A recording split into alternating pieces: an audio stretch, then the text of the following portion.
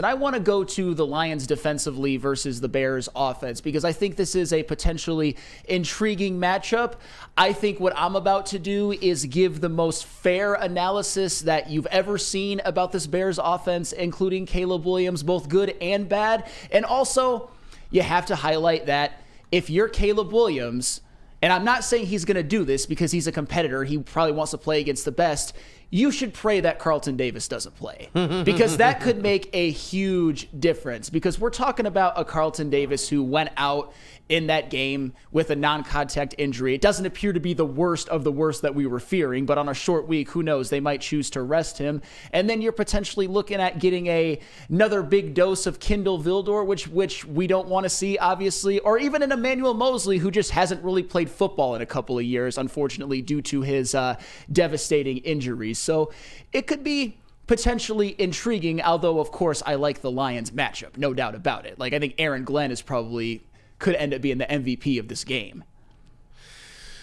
I think Aaron Glenn is going to be the individual that every single game I'm looking at and saying, you know what, Aaron Glenn, go out there and have a day. You know, as I just continue to hear you talk, and it's like, why?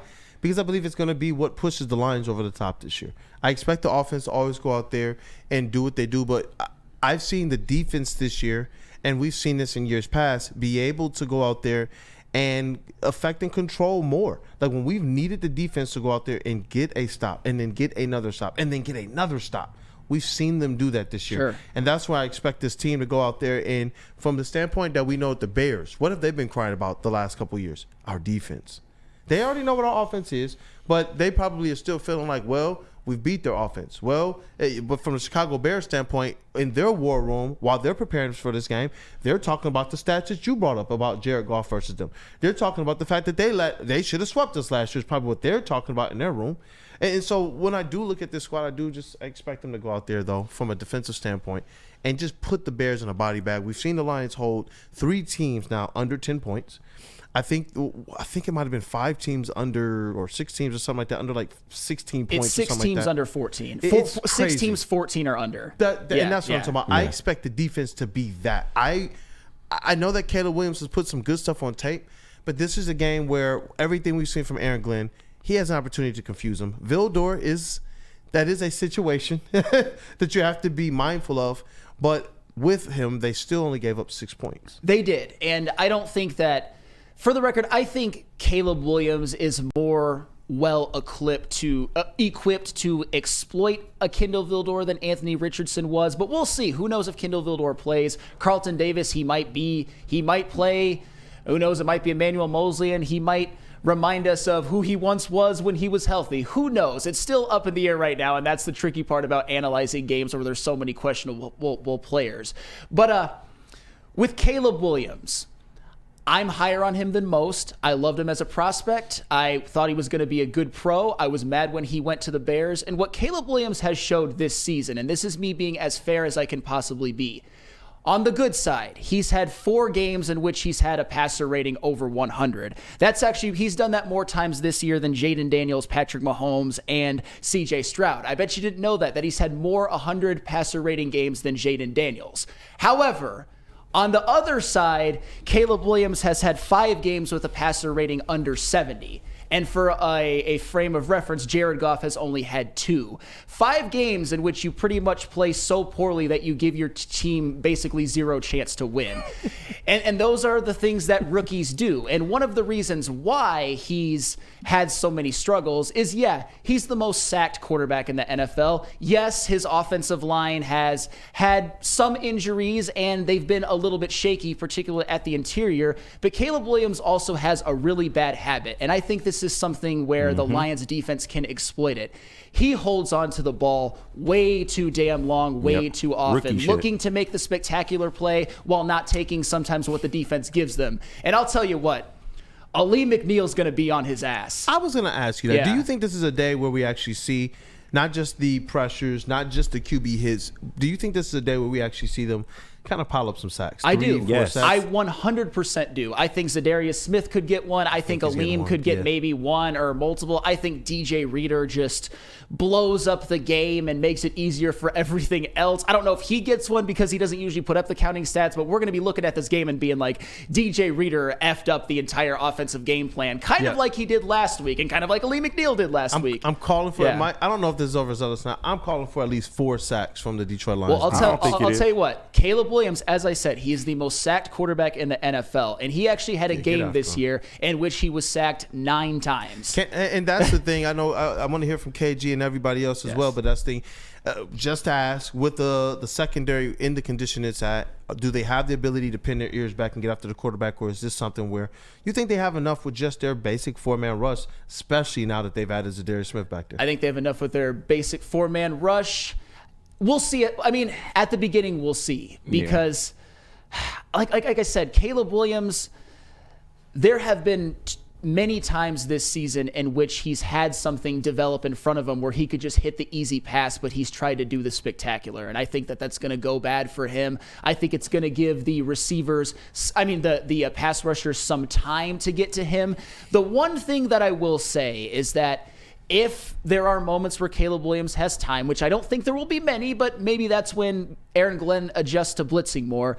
I do think if a Kindle Vildor gets burned by, say, DJ Moore, or example, I do think that would mean that Caleb Williams hits a big play. Maybe 1, maybe 2, but that's not going to be enough for them to win. He can hit one. What up, though, KG? Yeah, and real quick, Big Dan Davis, Woodward Sports, the Lions signed David Long and elevated him to the roster from the practice squad. Love to What see should we that. expect from him?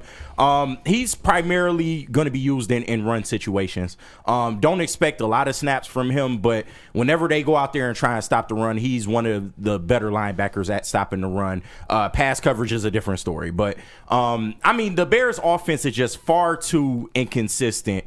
And if you expect the Lions defense to stop the run like they've been doing, then DeAndre Swift is going to be a non-factor in this game. So that's number one. But what you have in your secondary does matter, because for all that Caleb Williams does and does not do, one thing that he does do well is extend plays, sometimes to his detriment.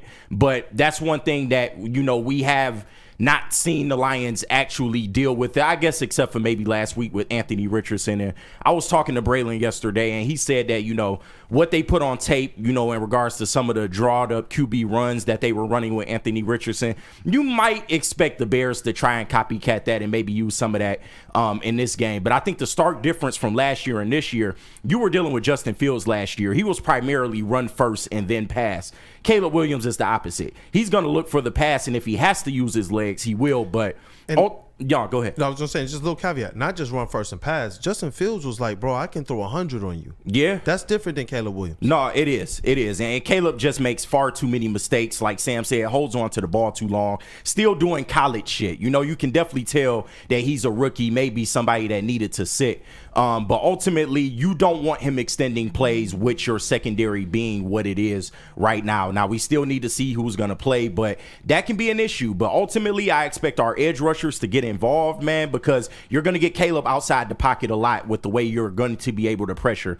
You will be able to get pressure with your front four. I would maybe bring a linebacker or two up sometimes, just to give them a different look. But the Lions defense are going to get some sacks in this game. You can best believe it, and especially with their weakness being in the middle and the way Aleem McNeil has been playing and the way DJ Reader has been playing, that's just going to open up everything for everybody else on the edges, and we're going to get Caleb to the ground. There's no doubt about a lot of what you just said. And you mentioned it that if Caleb Williams, he's been better, I think, throwing from the pocket and on schedule at times than he's given credit for. But he's most dangerous when he's extending plays. You saw him do it last week against the Vikings, one of which led to a touchdown was where he rolled out and hit it in a perfect window to DeAndre Swift. But speaking of DeAndre Swift, I'm so glad that you mentioned him.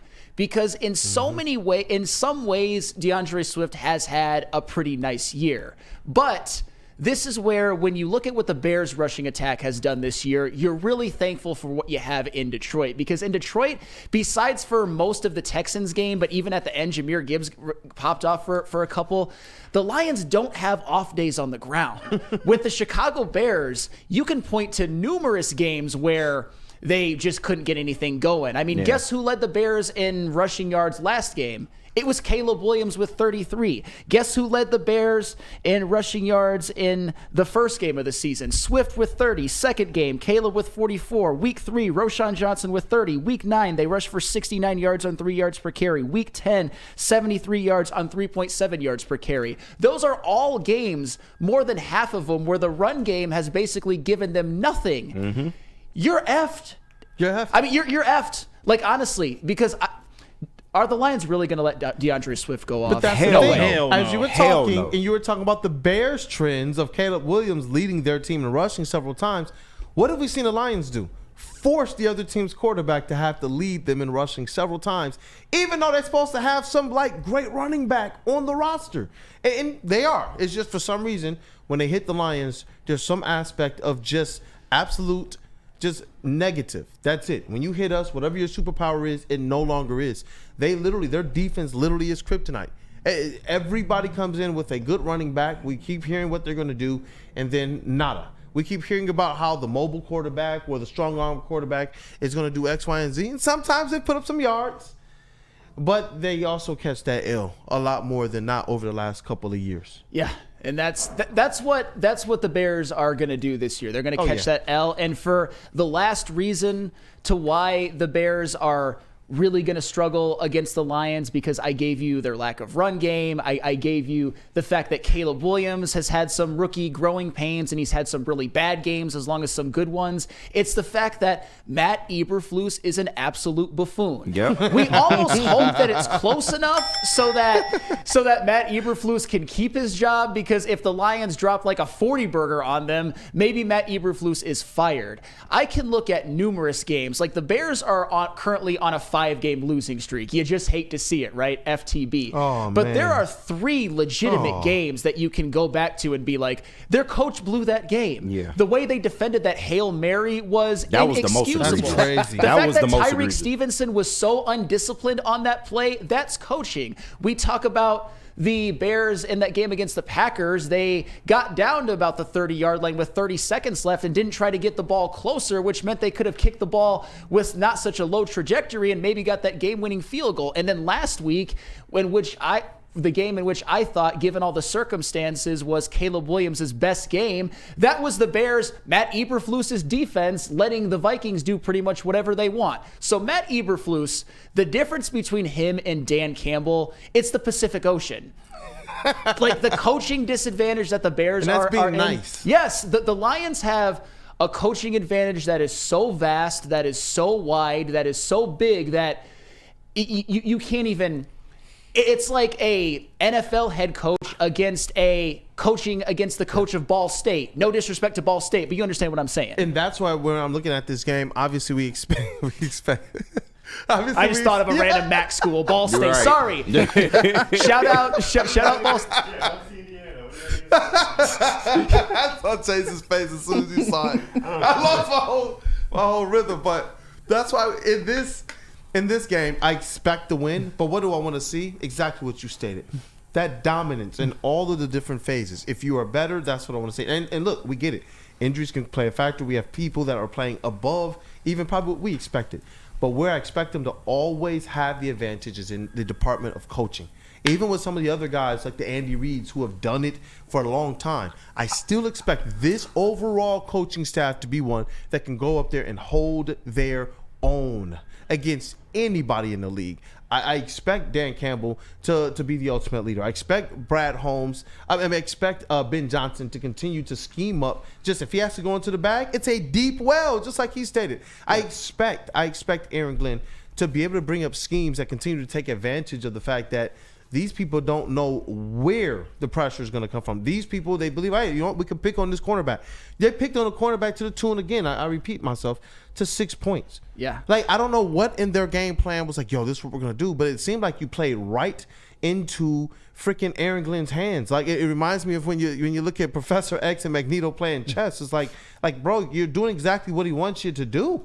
They're coming in with something in mind that they're saying we're going to do, but why didn't it work? Last year we saw some teams have some success, but the type of Aaron Glenn I see this year, that's what I'm going to see on display out of these Detroit Lions. They go out there and they look like a team that's just handling their business, period. Yep, and that's ultimately what might end up being the most impactful matchup of the game. And Stick, listen when I say this, because you're accusing me of being a Caleb Williams de-esser, and I think I've been very, very, shout out Justin, I never used that term before him, but I think I've been very critical at times.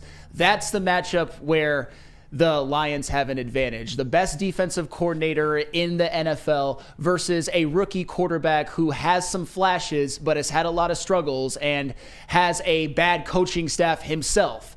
That's going to be, it could be a long day for Caleb Williams. Do I think he'll hit on a play or two? Sure. Do I think he'll lead the Bears to maybe 14 points? Fine. But what's 14 points? Who gives a damn? The Lions are going to put up at least like 27, I think. Right. Not to give away my final score, but